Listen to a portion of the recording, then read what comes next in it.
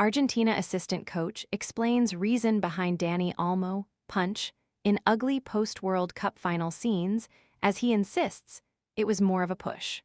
Argentina assistant coach Roberto Ayala has attempted to downplay his post-match clashes with Spain's players after the World Cup final. Lionel Scaloni's side were so close to retaining their title on Sunday after lifting the trophy in 2022, but were beaten 1-0 by Spain following a tense and scrappy affair.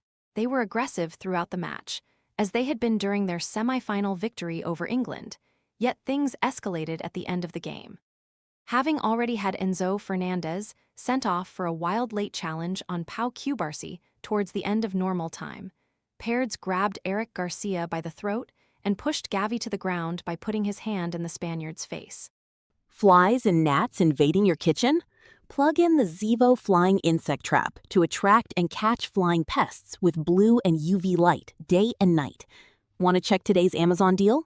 Scan the QR code now or visit grabdeal.us/one before it's gone. Nahuel Molina also thumped Rodri in the torso as he was running by to celebrate Spain's triumph, while Thiago Almada was involved, too.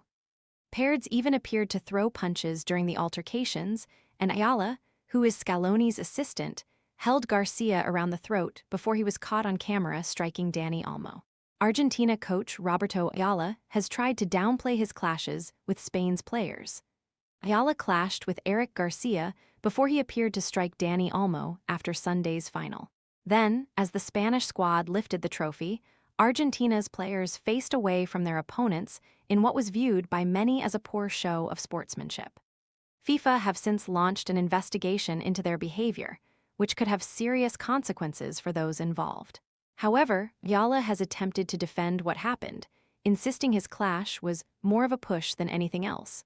Addressing the incident for the first time, he told Esports Migdia on Valencia Capital Radio, "Obviously, I'm sorry. Because of my position, I can't allow a feeling, or what I might receive from the other party, to change my mood and my actions. I'm sorry, but for me, these are things that stay there and that's it. For me, things need to be put behind us and left there. It was more of a push than anything else. It wasn't a punch like they're saying, and that's it. It was a reaction to something he said, but that's it. If I see him, I'll obviously apologize to him in person." Ayala then tried to add further context to the general ugly scenes on the pitch at the MetLife Stadium as he added, "It's a shame, and you have to accept the facts and the things you've done on the field.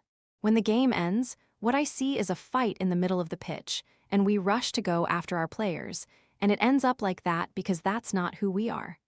I take responsibility for what I did. My intention was to go and separate them, that was my intention, but sometimes things happen and emotions run high, but that's no excuse. And given my position, my behavior has to be different, regardless of what I receive." Ayala Wright, a former Argentine international, serves as assistant to boss Lionel Scaloni. Announcing their probe into what had gone on in the aftermath of Sunday's game, FIFA said, "Following an assessment of the relevant match reports for the FIFA World Cup final between Spain and Argentina, and in line with Article 36 of the FIFA Disciplinary Code, FDC, the FIFA Disciplinary Committee has appointed a disciplinary and ethics prosecutor to investigate potential breaches of the FDC with regard to the post-match incidents.